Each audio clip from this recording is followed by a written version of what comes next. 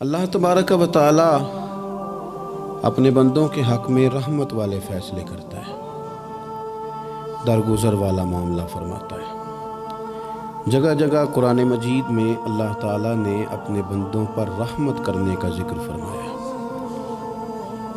ان اللہ یغفر الذنوب جمیعا، فرمایا بے شک رب تمہارے سارے ہی گناہ معاف فرما دے گا، تم نا امید نہ ہونا، وہ معاف کر دے گا تمہیں۔ قرآن مجید میں فرمایا ان اللہ بالناس لرؤوف الرحیم، بے شک اللہ اپنے بندوں پر بڑا ہی مہربان اور نہایت ہی رحم کرنے والا، رؤوف اور رحیم ہے، بڑا مہربان ہے، کرم فرماتا ہے۔ اللہ تعالیٰ اپنے بندوں سے بڑا جلد راضی ہو جاتا ہے، وہ اپنے بندوں کو بہت زیادہ مشقت میں نہیں ڈالتا، وہ اپنے بندوں سے اپنی نعمتوں کا بدلہ نہیں چاہتا، بہت سخت مشقت والی عبادتیں نعمتوں کے بدلے نہیں چاہتا، وہ بڑی جلدی رحم فرماتا ہے۔ ماں پیار کرتی ہے اپنے بچے سے، لیکن وہ ناراض بھی ہو جاتی ہے بعض چیزوں میں، بعض معاملات اس کا دل بھی دکھاتے ہیں، بعض جگہ وہ رو کے یہ بھی کہتی ہے کہ تو نے میری محبت کا کوئی نتیجہ نہیں مجھے دیا، میری ساری کمائی تو نے ضائع کر دی۔ والد بہت ساری جگہوں پہ ناراض ہوتا ہے، شکوہ کرتا ہے، کہتا ہے میری بیماریوں کی، پریشانیوں کی، بڑھاپے کی، کمزوریاں کا سبب بیٹے تو ہی بن گیا ہے، یہ ساری تکلیفیں تو ٹھیک ہو جائیں تو میری شاید عمر بھی بڑھ جائے، صحت بھی ٹھیک ہو جائے، میں زیادہ دیر جوان رہ سکوں۔ ناراض ہوتے ہیں ماں باپ، اسی طرح ماں باپ راضی بھی ہو جاتے ہیں، وہ بڑی جلدی راضی ہو جاتے ہیں۔ میں اکثر کہتا ہوں کہ والد کو راضی کرنے میں 5-7 منٹ لگ جاتے ہیں، اماں تو 1.5-2 منٹ میں راضی ہو جاتی ہے۔ ابا جی کو 5-7 منٹ لگتے ہیں، کئی دفعہ کہنا پڑتا ہے، کوئی دلائل دینے پڑتے ہیں، لیکن والدہ کے لیے تو کچھ بھی نہیں، آپ نیرا جا کے پیروں میں بیٹھ ہی جائیں، کچھ بھی نہ کریں، آپ پورا روئیں، نہ رونے والا منہ ہی بن جائے تو اماں تو نرم ہی نرم ہے، جس وقت جو مرضی آپ کرا لیں ہو گیا۔ اللہ تبارک و تعالی بلا مثال و بلا تشبیہ سمجھانے کے لیے عرض کرتا ہوں، اللہ بھی بعض معاملات میں اپنے بندوں سے ناراض ہو جاتا ہے، وہ کہتا ہے میں تکبر کرنے والوں کو پسند نہیں کرتا، وہ کہتا ہے فسادی پسند نہیں ہے، وہ فرماتا ہے کہ راہوں میں کجی کرنے والے پسند نہیں ہیں، وہ فرماتا ہے کہ بدعہدیاں کرو گے تو میں صبح قیامت تم سے سوالات کروں گا۔ اللہ تبارک و تعالیٰ بہت ساری چیزوں کو ناپسند کرتا ہے، ناراض ہو جاتا ہے، بلکہ نبی پاک صلی اللہ تعالیٰ علیہ وسلم نے فرمایا تم بات کرتے کرتے کوئی ایسا جملہ بول دیتے ہو کہ رب اتنا ناراض ہوتا ہے کہ تمہیں پتہ بھی نہیں ہوتا، تمہارے لیے جہنم کا فیصلہ کر دیتا ہے۔ اس لیے پہلے تولو پھر بولو، خود اپنے لفظوں کی تو تم پہرے داری کرو نا کہ میں کیا کہہ رہا ہوں، کوئی ایسا جملہ، کوئی ایسی بات وارث شاہ مان کری نہ وارثاں دا، کوئی ایسی بات نہ تمہاری زبان سے نکلے۔ اور حضور یہ بھی فرماتے ہیں کہ اس کا دوسرا پہلو بھی ہے، بعض اوقات تم بات کرتے ایسا جملہ کہتے ہو وہ اتنا راضی ہوتا ہے کہ تمہارے لیے جنت کا فیصلہ فرما دیتا ہے۔ مسلمان کو اب یہ حکم ہے، اس ساری گفتگو کا نتیجہ یہ ہے کہ وہ اپنے جذبات پر، خیالات پر، نگاہوں پر، زبان پر، کانوں پر تھوڑی توجہ دے، بے لگام نہ بنے، بے ترتیب نہ بنے، جو طبیعت میں آئے کر نہ گزرے، تھوڑا سا نہ سوچے سمجھے اور تھوڑا سنبھل کے چلے، کبھی ان کاموں کی طرف نہ جائے جن سے رب ناراض ہو جاتا ہے، ان کاموں کی طرف بڑھے جن سے اللہ راضی ہوتا ہے۔ میرے نبی پاک صلی اللہ تعالیٰ علیہ وآلہ وسلم نے ارشاد فرمایا، بعض احادیث میں لفظ یہ ہیں کہ اللہ اپنے بندوں کو دیکھ کے مسکراتا ہے، جو اس کی شان کے لائق ہے۔ جس ترتیب سے ہم مسکراتے ہیں، جس ترتیب سے ہم روتے ہیں، جس ترتیب سے ہم کسی بات کا اظہار تشکر کرتے ہیں، خدا ان باتوں سے پاک ہے۔ اب بہت ساری حدیثوں میں آیا کہ وہ مسکراتا ہے، تو کیا مطلب ہے مسکرانے کا؟ تو علماء تفسیر نے لکھا ہے مسکرانے کا مطلب یہ ہے کہ وہ بڑا ہی راضی ہوتا ہے اپنے بندے سے، بڑا راضی ہوتا ہے، یہ مطلب ہے۔ ایک تو مسکرانے کا مطلب یہ کہ وہ بڑا راضی ہو گیا، وہ مسکرا دیا اپنے بندے پہ، اور ایک اس کا معنی خود نبی پاک صلی اللہ تعالیٰ علیہ وسلم نے بیان فرمایا، مسند امام احمد بن حنبل میں حدیث ہے، حضور سید عالم علیہ السلام سے صحابہ نے پوچھا، یا رسول اللہ شہید تو بڑے لوگ ہوتے ہیں، شہیدوں میں افضل کون ہے؟ تو اللہ کے حبیب علیہ السلام فرمانے لگے، وہ والا بندہ جو ڈٹ گیا تھا کافروں کے مقابلے میں، وہ ہلا نہیں، پوری طرح ڈٹ کے جو لڑا وہ شہداء میں افضل ہے۔ حضور فرماتے ہیں وہ جنت کے بالا خانوں میں سیر کرے گا اور رب اسے دیکھ کے مسکرائے گا، رب اسے دیکھ کے مسکرائے گا، اللہ تعالیٰ مسکراتا ہے اسے دیکھ کے۔ اور اگلے جملے میں حضور نے وضاحت کر دی، فرمایا جب رب دنیا میں کسی پر مسکراتا ہے نا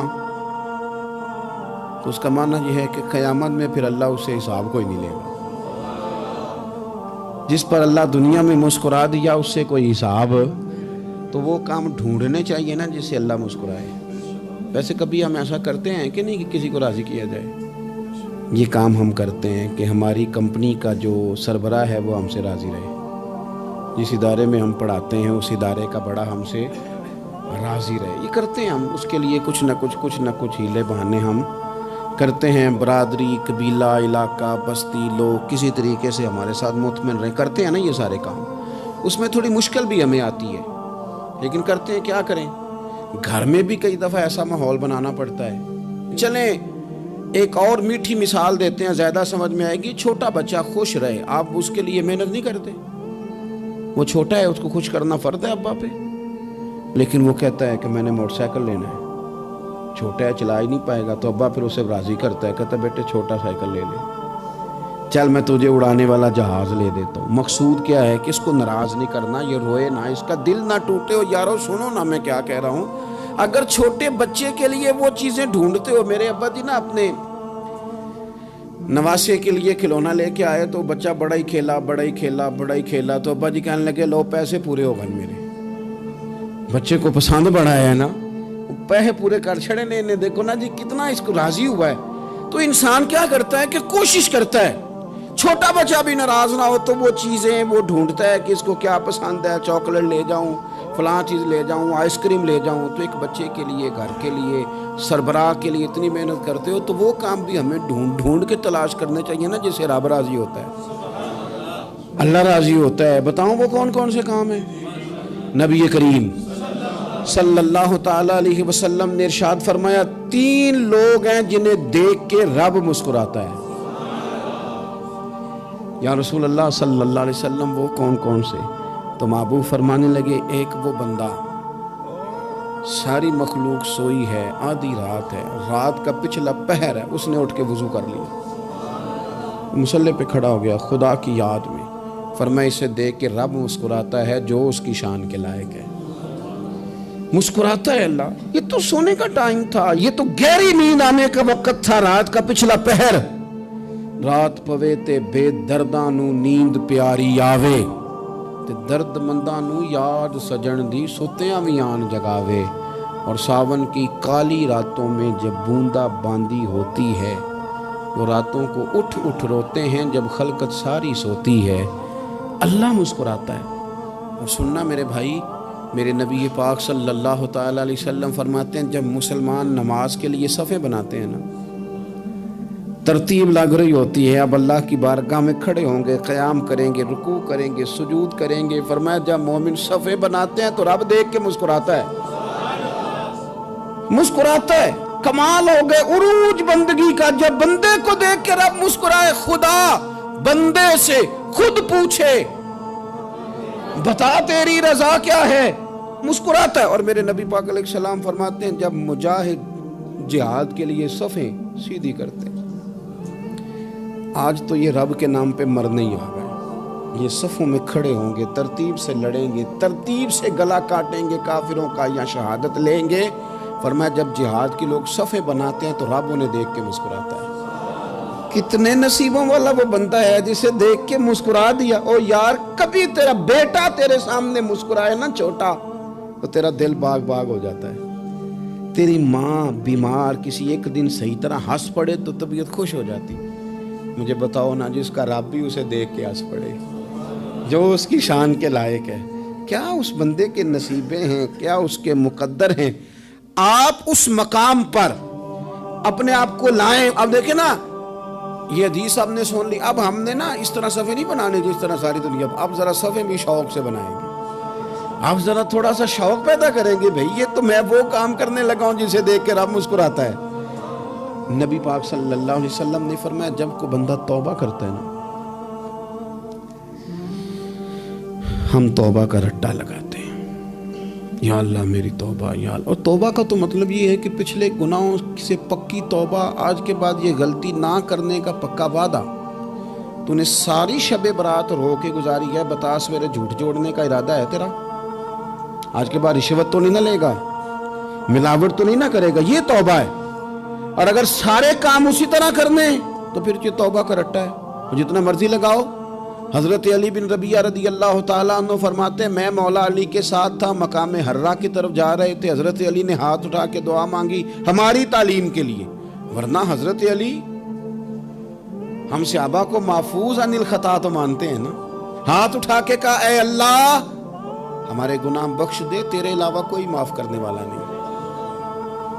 اور پھر حضرت علی آسمان کی طرف دیکھا اور دیکھ کے نا حضرت علی بن ربیعہ کو تو مسکرائے.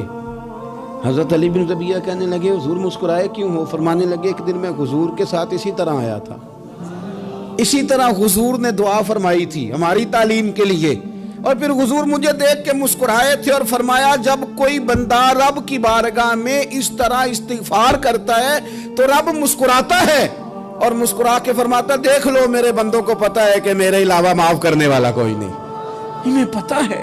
تم اس کی بارگاہ میں رجوع تو لاؤ, آؤ تو صحیح تو آنسو لے کر.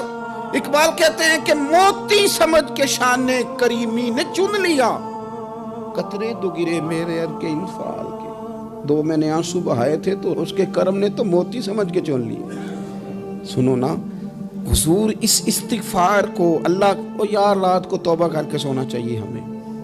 کچھ غلطیاں ہم کرنا نہیں چاہتے پر ہم سے ہو جاتی ہیں, کچھ دل ہم توڑنا نہیں چاہتے پر وہ ٹوٹ جاتے ہیں, ہماری مجبوری ہوتی ہے ٹوٹ جاتے ہیں.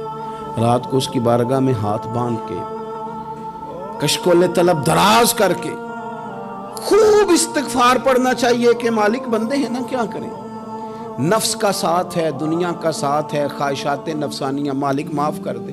درد سے توبہ, رسم نہ ہو, کہانی نہ ہو, لفظ نہ ہو, جملے نہ ہو, اور جناب ایسے لوگوں کے بیچ بڑے ہاتھ باندھ کے اور بڑا کوئی ضرورت نہیں. آپ اکیلے اپنی چارپائی پہ بستر کے اندر منہ دے کے بھی درد سے کہیں گے نا معاف کر دے تو وہ تو مہربانی بڑا ہے. میرے نبی پاک صلی اللہ علیہ وسلم مثال دیتے ہیں, فرمایا ایک آدمی صحرا میں جا رہا ہے, صحابہ سے حضور خطاب کر رہے ہیں, فرمایا ایک آدمی صحرا میں جا رہا تھا, اس نے اپنی اونٹنی پہ کھانا پانی پیسے ہر چیز رکھی ہوئی تھی. صحرا تھا بہت بڑا, درمیان صحرا کے گیا تو تھوڑا سا سستانے کے لیے آرام کرنے کے لیے اونٹنی سے نیچے اترا. اب اس نے اونٹنی کی لگام, اونٹنی کی نکیل اپنے سرہانے کے نیچے رکھی, ہاتھ کے ساتھ پکڑی اور سو گیا. تھوڑی ہی دیر کے بعد جب اس کی آنکھ کھلی تو دیکھا اونٹنی غائب ہے. صحرا میں وہ پیدل نہ آگے جا سکتا ہے, نہ پیچھے جا سکتا ہے, نہ دائیں نہ بائیں, کھانے کو روٹی نہیں, پینے کو پانی کا قطرہ نہیں, تھوڑا ادھر بھاگا ادھر بھاگا, تھک گیا. کریم محبوب فرماتے ہیں وہ پوری طرح نڈھال ہو گیا اور مایوس ہو گیا, معاذ اللہ, مایوس ہو کے دوبارہ اسی جگہ آ کے لیٹ گیا جہاں پہلے لیٹا تھا. انتظار کرنے لگا کہ اب موت ہی آئے گی, آخری وقت ہے, نہ میں پیدل یہ صحرا کراس کر سکتا ہوں, نہ پیچھے جا سکتا ہوں, نہ کھانا ہے نہ پانی ہے, سوائے موت کے کوئی سہارا نہیں. حضور فرماتے ہیں وہ رستے میں دوبارہ لیٹ گیا, اچانک اس نے رخ بدلا تو اونٹنی سامنے کھڑی تھی.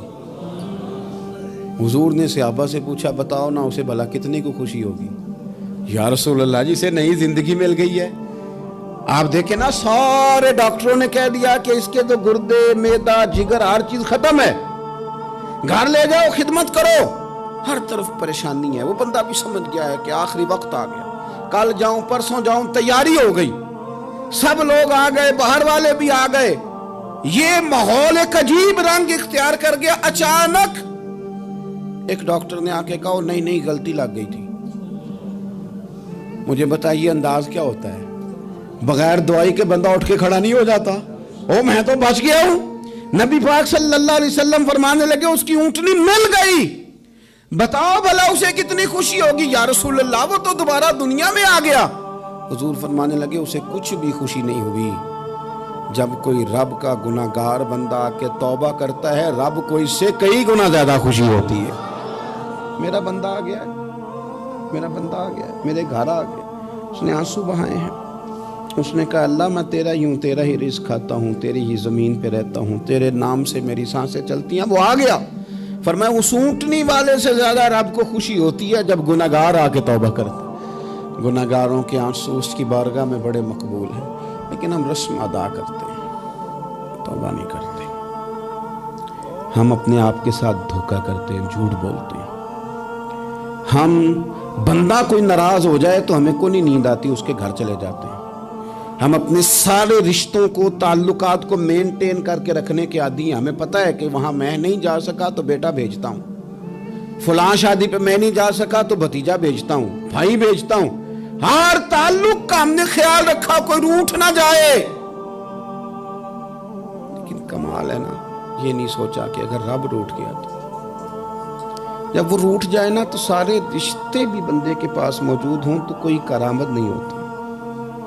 پھر کروڑوں روپیہ جیب میں ہوں تو ڈاکٹروں کی دوائیاں اثر نہیں کرتی۔ وہ روٹھ جائے تو پھر انسان اس طرح سے پھسلتا ہے کہ بڑے بڑے اس کے پاس دروازے ہوتے ہیں پر کسی جگہ اس کا ہاتھ نہیں لگتا۔ خدا را خیال کریں، دنیا روٹھتی ہے تو روٹھ جائے، رب رسول ناراض نہ ہونے پائیں، اس کا خیال کریں۔ حضور فرماتے ہیں وہ مسکراتا ہے، اسے خوشی ہوتی ہے جب کوئی اس کا بندہ اس کی طرف رجوع کرتا ہے۔ میرے عزیزو، رسول پاک صلی اللہ تعالی علیہ وسلم نے ان لوگوں کے تذکرے کیے جنہیں دیکھ کے رب مسکراتا ہے۔ ہم نا گناہگاروں پر بھی فتویٰ دینے میں جلدی کرتے ہیں اور نیکی پر بشارت دینے میں بھی جلدی کرتے ہیں، حالانکہ یہ ہماری ذمہ داری نہیں۔ پتہ نہیں اللہ تعالیٰ کس کو کب توفیق توبہ دے کے اپنے قریب کر لے، لیکن بڑی جلدی ہے، بڑی جلدی فتویٰ دینے میں۔ اور یہ فتویٰ صرف مفتیوں کا نہیں رہ گیا، یہ میری طرح کے، آپ کی طرح کے ڈھیروں لوگ ہیں جنہوں نے جیبوں میں فتوے ڈالے ہوئے۔ بھئی آپ نے کیوں ذمہ داری لے لی ہے جنت میں داخل کرنے کی اور نکالنے کی؟ یہ تو میرے رب کریم کا کرم ہے، وہ جس کو چاہے جب چاہے جتنا چاہے عطا کرے۔ لیکن کچھ لوگ نا بڑے پکے ہو گئے ہیں کہ شاید جو میں سوچ رہا ہوں وہی درست ہے۔ کبھی کبھی کچھ چیزیں عجیب بھی ہوتی ہیں، لہذا خدا کی رحمت پر بھروسہ کر کے بات کرنی چاہیے، اپنی مرضی کے فتوے نہیں داغنے چاہیے۔ وہ دیکھو جی فلانا بندہ یوں کر رہا ہے، آپ کو پتہ ہی نہیں پوری بات کا، آپ کو علم ہی نہیں پوری بات کا۔ حضرت بہاءاللہ نقشبند بخاری رحمت اللہ علیہ فرماتے ہیں میں حج کرنے گیا تو وہاں میں نے ایک آدمی کو کروڑوں کا کاروبار کرتے دیکھا تو میرے دل میں خیال ہے یہاں بھی اللہ اللہ کرنی چاہیے تھی، دنیا داری کر رہا ہے۔ لیکن فرماتے ہیں حج سے فارغ ہوئے تو میں نے دیکھا وہی بندہ سارا کچھ رب کی بارگاہ میں خیرات کر رہا ہے، اور سینکڑوں غریب حاجی ہیں جن کو پورے خرچے دے رہا ہے۔ تو میں نے وہیں اپنی سوچ سے توبہ کی کہ میں کہاں تھا۔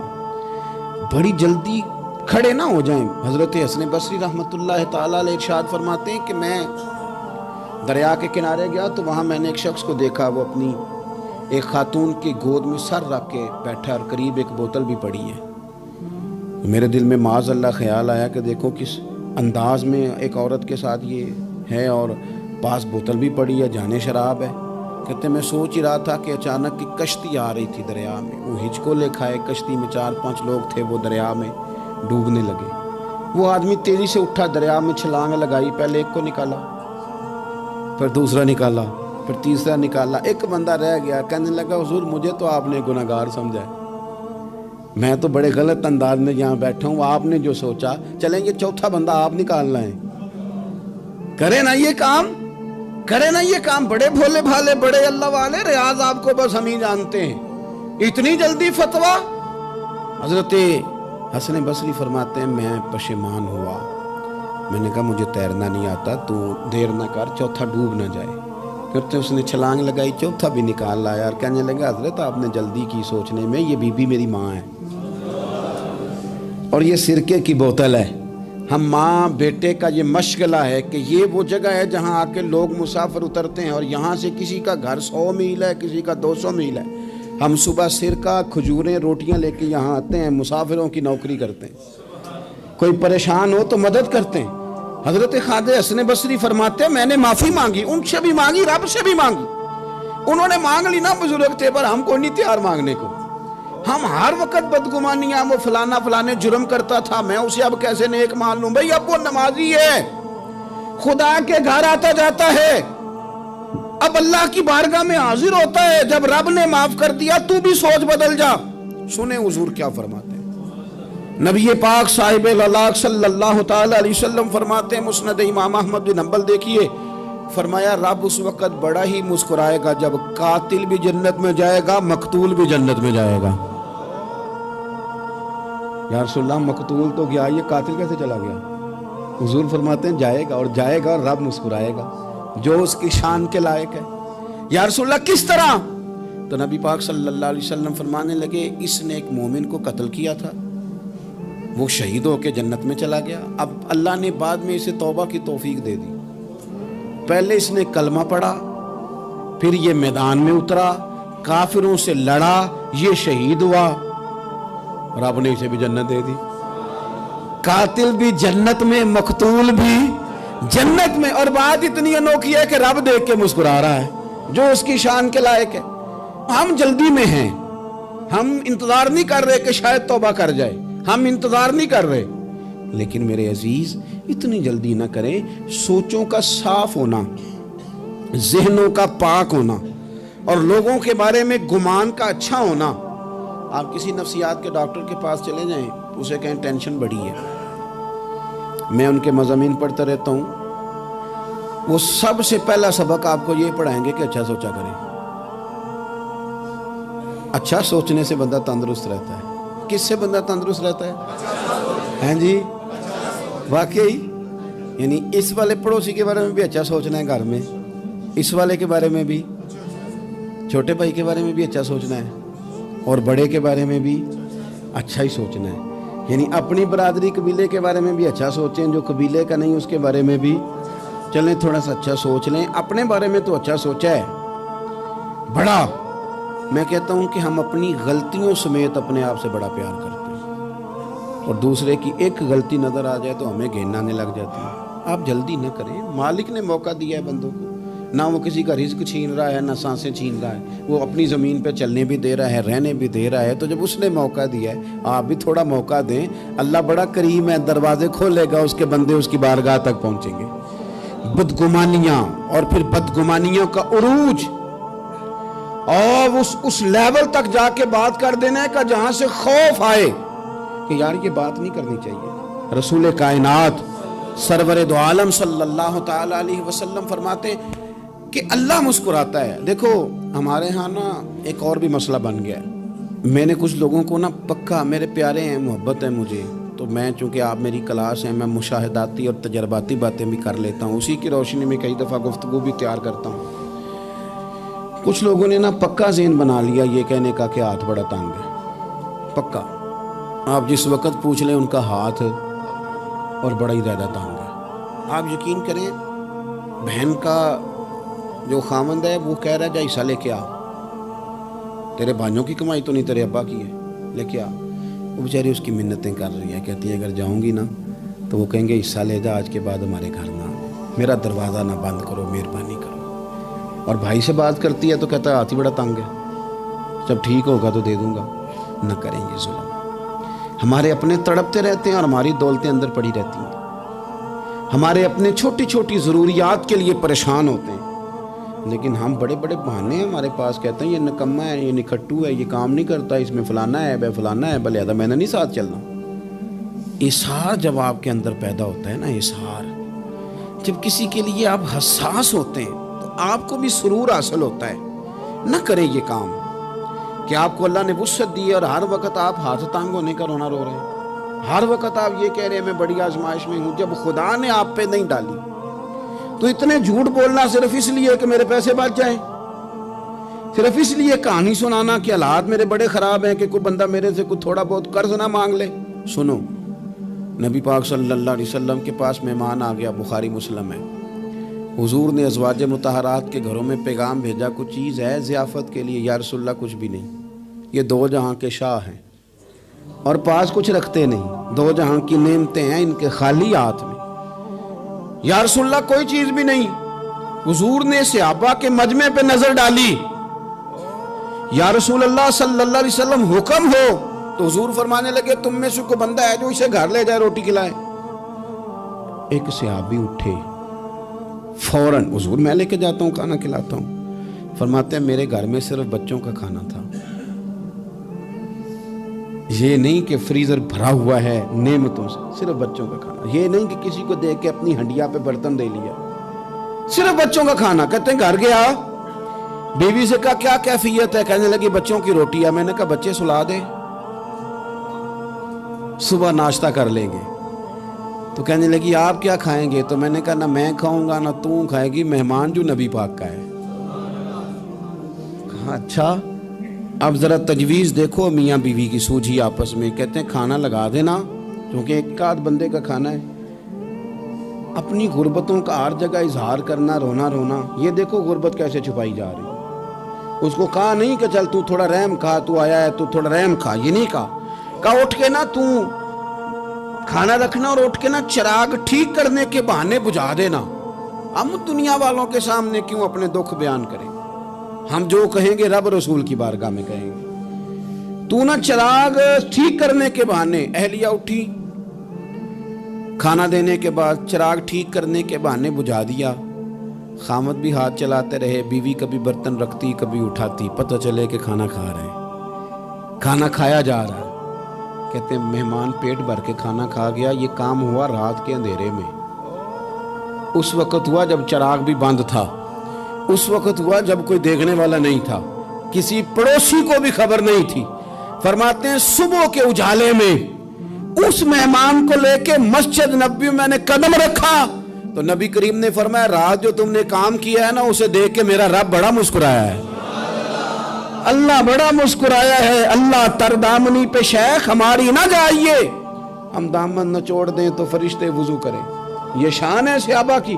نبی کریم علیہ السلام نے فرمایا رب رات مسکرایا تیرا یہ انداز دیکھ کے، اور اس نے قرآن نازل کیا وَيُبْصِرُونَ عَلَىٰ أَنفُسِهِمْ وَلَوْ كَانَ بِهِمْ خَصَاصَةٌ۔ کچھ لوگ وہ ہیں جنہیں بڑی بھی ضرورت ہو تو دوسروں پر اثار کر دیتے ہیں، قربانی دے دیتے ہیں۔ رب مسکرایا ہے، اندر پیسے رکھے ہوئے ہیں، اندر پیسے رکھے ہوئے ہیں، اور بہن آ کے منت کر رہی ہے کہ بھائی حالات بڑے خراب ہیں، تھوڑی سی مہربانی کر۔ تو کہتے ہیں بہن پردہ یہ ہے بس، کیسے بتاؤں تجھے حالات، تجھے کیا بتاؤں کام کتنی مشکل سے چلتا ہے، یہ پردہ یہ بس۔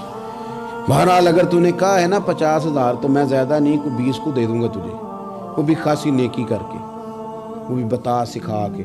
رات اماں پہ علیحدہ سے احسان چڑھاؤں گا، ابا پہ علیحدہ سے چڑھاؤں گا کہ تمہاری بیٹی کے ساتھ تعاون کرنا، سارے علاقے کو ویسے ہی بتاؤں گا۔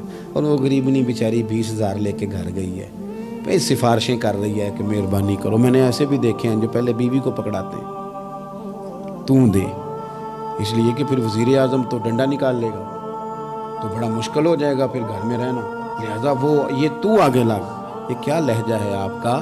یہ تو کسی کو بھی دیں تو چھپا کے دینے کا حکم ہے، کسی کو بھی دیں تو ہمیں حکم یہ ہے کہ سیدھے ہاتھ سے دینا ہے، الٹے کو خبر۔